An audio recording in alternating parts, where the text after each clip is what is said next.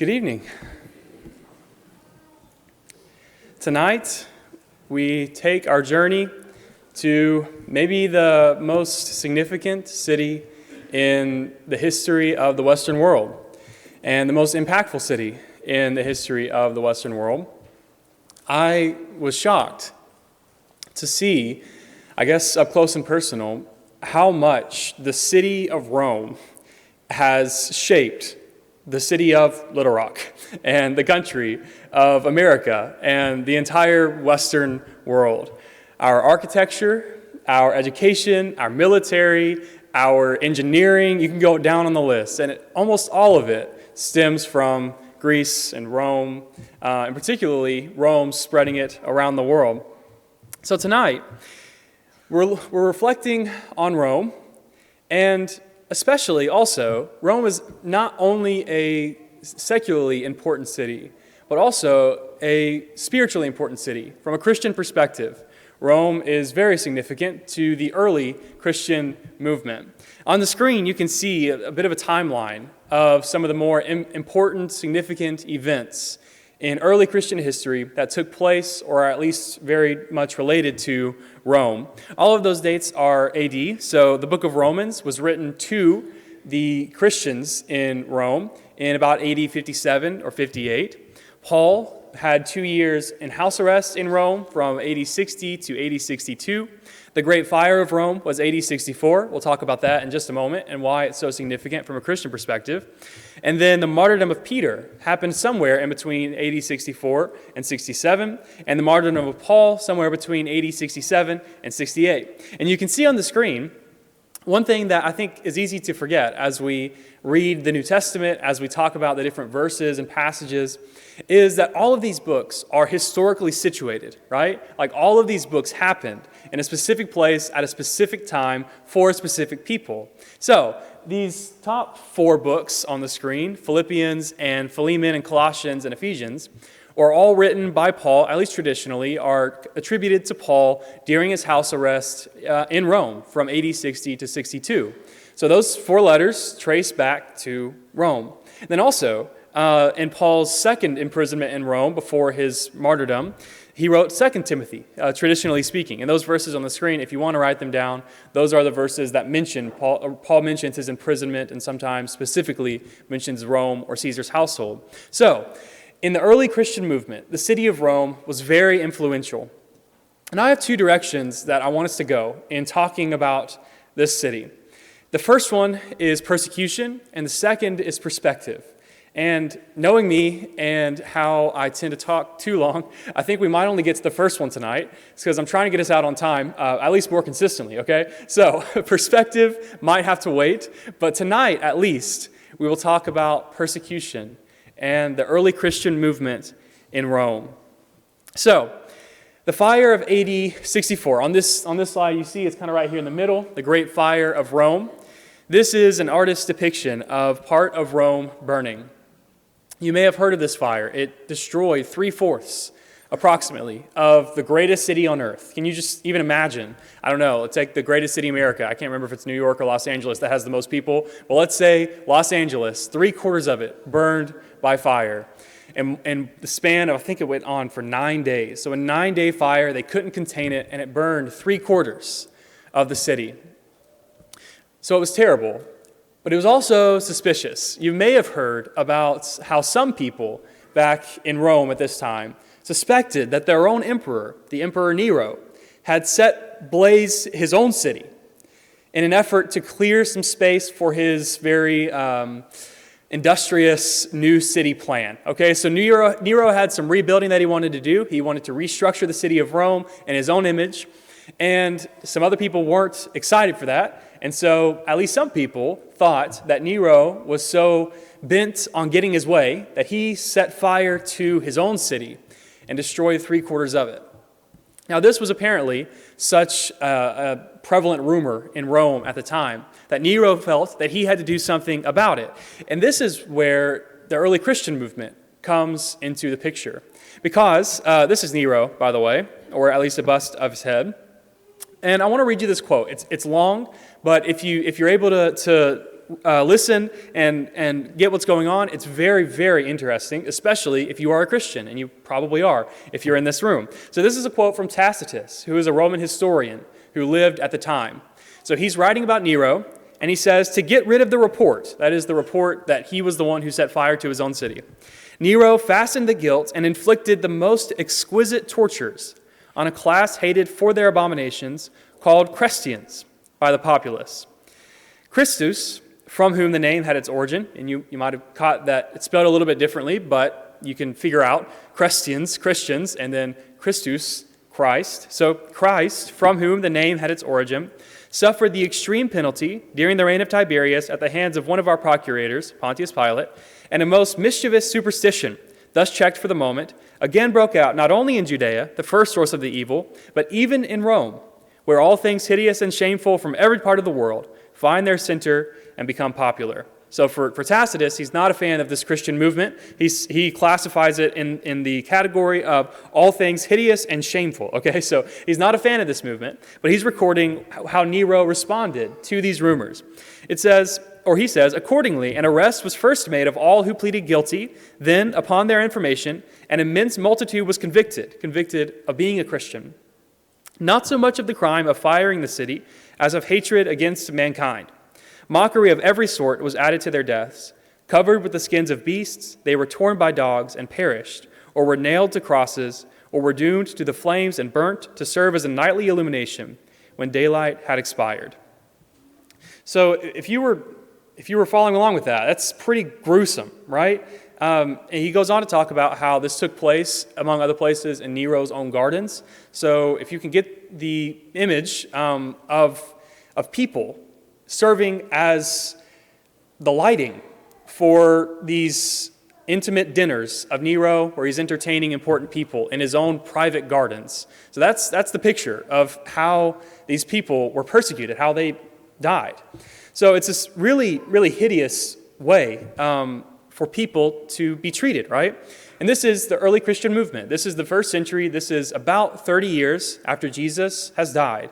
So there's been 30 years of relative obscurity for the Christian movement. If you remember, we talked about how Gallio in Corinth gave some kind of immunity to the early Christian leaders, to Paul specifically. But at this point, that's changed, and Nero is taking advantage of this group of people and using them, persecuting them for his own gains. Now, there are some sources from the 2nd century that say that Paul died as part of this persecution, probably by beheading. So Paul is beheaded in AD 67 to 68, somewhere in there. Also, sources from the 1st and 2nd centuries tell us that Peter was also executed as part of this persecution. So, 2 major Christian leaders put to death in the early part of Nero's persecution of the Christians in Rome. Now, this on the screen is a picture from Rome. For those of you who are new to this kind of semi-series, I just got back from Europe about a month ago, and so this picture I took in Rome. These chains are traditionally attributed to Peter. So there's not necessarily hard historical information, so I'm not telling you this is definitely the case. But there is tradition going back to the 2nd century, so almost to the time of Peter, that said that these chains were actually the chains that held Peter before his martyrdom. And so, just if nothing else, to get the image in your mind of like this was a real person who suffered really, really badly. And before dying, traditionally being crucified upside down, dying, he was held by chains like these. So, the persecution of the early Christian movement. Now, if you step back, think about it. You have Peter and Paul that we've talked about. Remember Acts chapter 12, where James, another one of the early Christian leaders, was also put to death by the state. So if you bring those 3 together, James and Peter and Paul, you have probably the 3 most important leaders of the early Christian movement put to death in the span of 5 years. Of course, besides Jesus, those are probably the 3 most influential, important leaders. James and Peter and Paul, all put to death in a span of about 5 years. Now, if you're a Christian, if you're one of these early Christians and you are experiencing this, maybe it's not just Peter, James, and Paul, other people that you know, or at least have heard of, are going through this. I think of Ignatius and Polycarp, 2 other more influential Christian leaders that are put to death about 50 years later as part of another wave of persecution. So if you are a Christian in the first 150 years of the Jesus movement on earth, this can't help but define part of what it means to be a Christian, right? If you are hearing about your leaders being put to death in these terrible persecutions, this becomes a part of the very core identity of the Christian movement. And it's really until the Edict of Milan in AD 313, so about 200 or 300 years later, that the persecution of Christians is pretty strong. At some points, it's more targeted in the empire. At some points, it's empire-wide in the Roman Empire. But pretty significant persecution takes place from Nero until 313, when Constantine signs the Edict of Milan.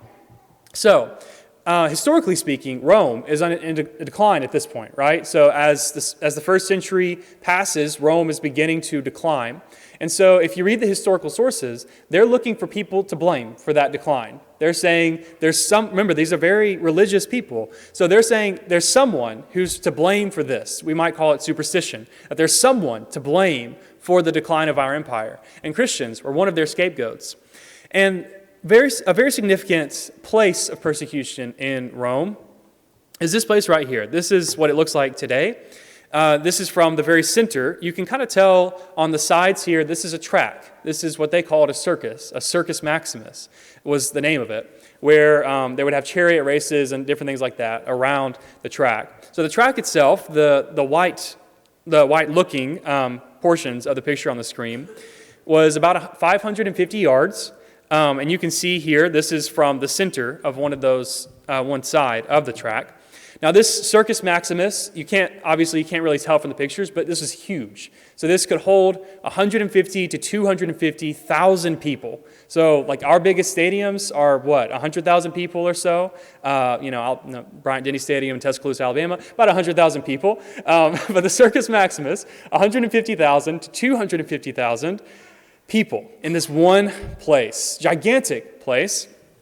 And historically, traditionally, this has been a place that is likely a place of Christian persecution and execution.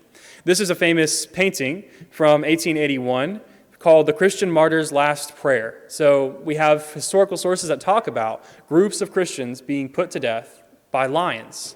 And usually, you can see on the screen, sometimes at least, it was just one lion and would kind of go through a group of people. So a really gruesome way to die and watch your comrades die.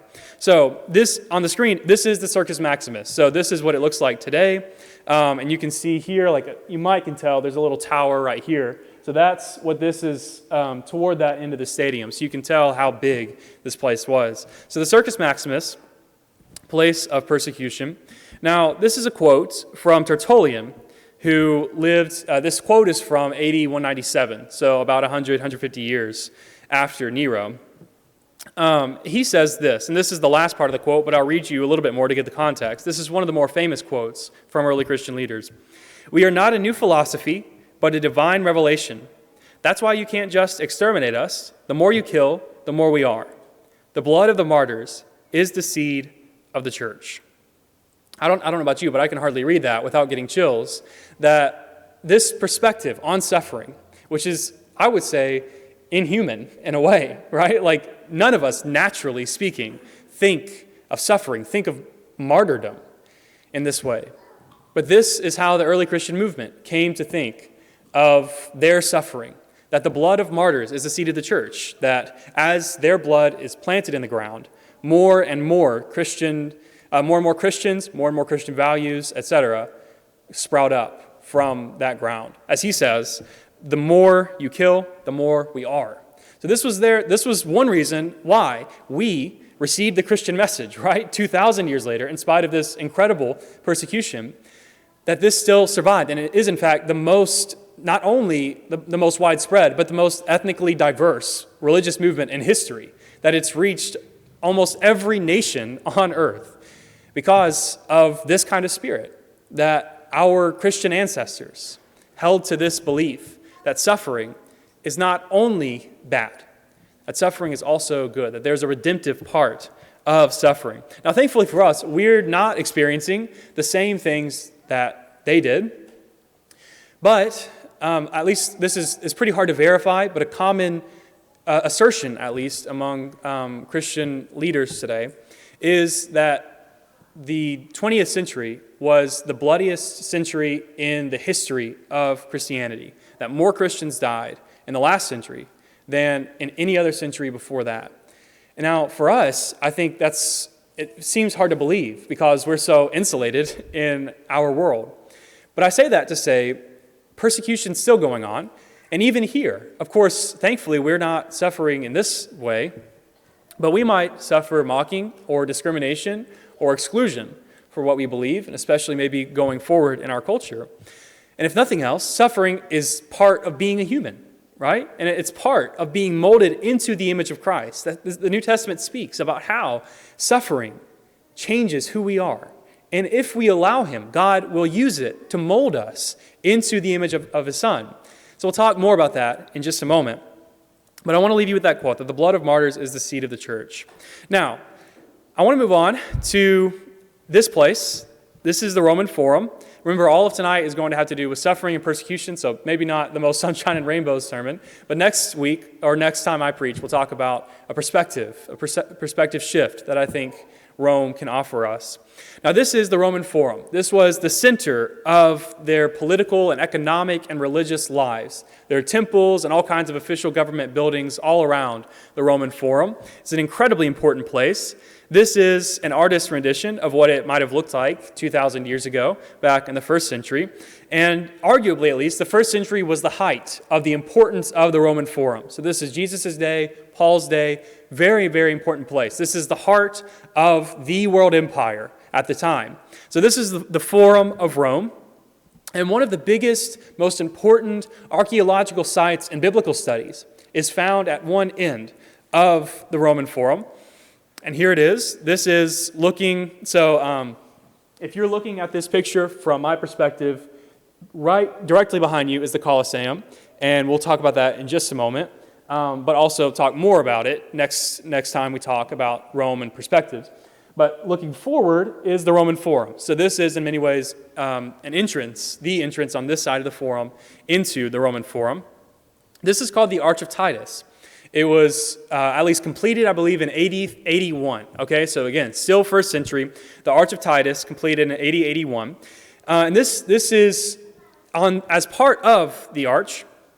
And I'll zoom in just a moment so you can see this relief better. But I wanted you to see where this is. So on the inside of the arch is this relief. And I'll tell you what it is in just a moment. But as part of a big old triumphal procession. You might have heard that after major military victories, Rome would have triumphal processions where they marched through the city and displayed some of their spoils of war, some of the might of Rome, and would lead the conquered leaders through the city.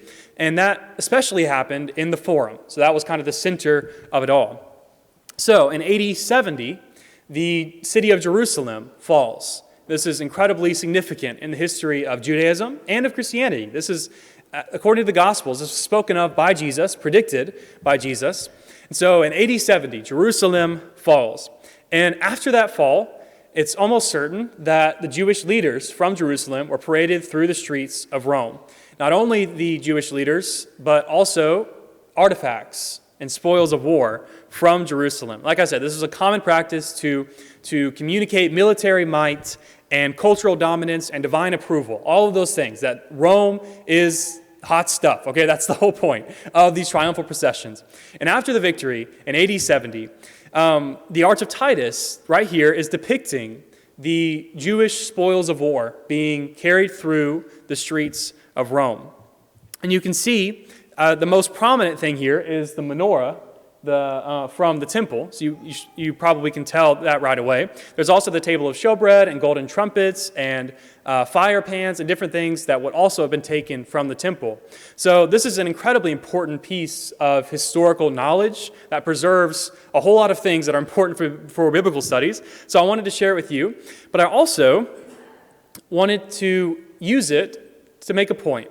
So as part of these triumphal processions, there would be fragrances that would be spread throughout Rome. Burning incense was a large part of the triumphal processions. Keep that in mind and keep this image in mind, and let's read together 2 Corinthians 2 and verse 14. But thanks be to God, who in Christ always leads us in triumphal procession, and through us spreads the fragrance of the knowledge of him everywhere.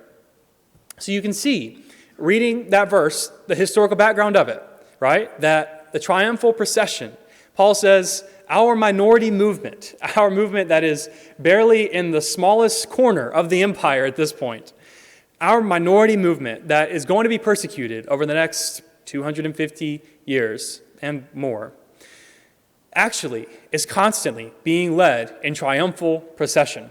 That the incense that's burned as part of the victories of Rome is actually burned in us. That as we go out throughout our worlds, that we are spreading the good news of Christ's victory over death, over evil, over every principality and power in the heavenly places, as Paul would say. That we are spreading that good news everywhere we go. So I hope every time you read this verse, I hope you can have this image in your mind, that as the Jewish leaders are paraded through Rome, so we are led through the streets of Rome and leading through the streets of Rome, the principalities and powers in the heavenly places. That every evil force in our world, it might not look like it, but has been conquered, like Christ, and is being conquered in us. So this theme of victory, and I couldn't talk about this without talking about Romans 8, 35 through 37. I'll just let this stand for itself. Paul says, who shall separate us from the love of Christ? Shall tribulation, or distress, or persecution, or famine, or nakedness, or danger, or sword? As it is written, for your sake we are being killed all the day long. We are regarded as sheep to be slaughtered. No, in all these things we are more than conquerors through him who loved us. Now as you read that, notice, shall sword separate us from the love of God? Shall persecution separate us from the love of God? Remember, this is written to the people in the city that we're talking about in AD 54 to 57, so about 10 years before the Neronian persecution begins. Whatever happens, Paul says, no matter the persecution, we cannot be separated from the love of Christ. In fact, Paul himself will die by sword, as he says here, in Rome, about 10, 12 years after he writes this. And he says that can't separate us from the love of Christ. The spirit that they displayed is inspirational. I want to leave with one more picture and one more thought from Scripture. This is from the Colosseum. And like I said, we'll talk more about this when we talk about perspective shifts from Rome. But this is on a hallway on the inside of the Colosseum. That glimpse of sunlight at the bottom opens up into the wider arena. So you might not can tell right away what this is depicting. But if you keep looking, you might can tell that this right here is depicting a city. And if you see these three objects right here, you may guess what city that is. So those, I know it's hard to see, but hopefully some of you at least can see these three crosses that are on the inside of the Colosseum. And this is depicting the city of Jerusalem. So Jerusalem is carved. So for context, the Colosseum became a Catholic church in centuries later on. The Colosseum has been many things, including museums and obviously an arena for sporting events and stuff like that. I don't know when this was carved. I would guess it was probably in the era that it was a church. But this is on the inside of the Colosseum, depicting Jerusalem with the crosses of Jesus, okay? So the Colosseum is, I think a lot of us think of it as a place of persecution for Christians. Historically speaking, we really have no idea. Probably not so much the Colosseum as more so the Circus Maximus. But either way, I think this image is striking. And it calls to mind a passage in Hebrews. So Jesus, of course, suffers outside the gate of Jerusalem, as you can see in this carving. And that's what the passage in Hebrews, chapter 13, verses 12 through 14, talks about. It says, Jesus also suffered outside the gate in order to sanctify the people through his own blood. Therefore, let us go to him outside the camp and bear the reproach he endured. For here we have no lasting city, but we seek the city that is to come. So, I think for me, a common analogy that Paul uses is that before I was a Christian, my old self was dominated by bitterness and hatred and lies and lust and all those things. But he says my old self goes down into the watery grave of baptism, comes up, and I'm a new person, right? I'm a new creation. So for me, in my old self, I have a tendency to, when I read about Jesus and his suffering outside the gate, when I hear about sufferings of the early Christian movement and how they died so we could live, you might say, just as Jesus did. When I hear about those, I almost want to just, give them a round of applause, right? Like a standing ovation. Like, y'all are amazing. You are so dedicated and your loyalty is beautiful. And I want to give you a standing O, okay? So that's part of me wants to respond like that. But I think that's more my old self than my new self. Because, of course, there's an element of gratitude for what they did, and even more so, what Jesus did, right? There's an element of gratitude in that, and we thank him every day, and especially every Sunday. But more than that, the extra step that the Scriptures call us to is more than just a standing ovation for the suffering that they endured. We are called to join them outside the gate, that we are called to join them in the Circus Maximus or wherever it is, in the gardens of Nero, that the suffering that they endured, we might not endure it in the same way, but we are participating with them in the same suffering. As this preacher, Hebrews is a collection of sermons, as this preacher says, let us go to him outside the camp and bear the reproach he endured. For here we have no lasting city, but we seek the city that is to come. The irony of that statement is that Rome, the eternal city, is not as eternal as they might have thought that it was, right? It still exists today. It's still a very big and important city today. But it's hardly the center of the world, especially not a worldwide empire. For us, our homes, our schools, our workplaces, our cities, our states, our countries, they're not eternal, right? None of this is going to last forever. So for us, we're called not only to seek a city here, not only to applaud the suffering of our Christian ancestors and especially of Jesus himself, but to join them in seeking the heavenly city, seeking the eternal one, and being willing to take up our cross every single day and follow him and follow them in the path of discipleship. If you haven't started that journey, it begins, like we talked about, in the waters of baptism, where we take up our cross, put to death our old sinful selves, and live, where we get a new, fresh start on life. We're fresh, new creatures, molded into the image of Jesus every single day. If that's something that you haven't begun yet, if that's a lifelong journey that you haven't taken the first step on, why don't you do it as we stand and sing together?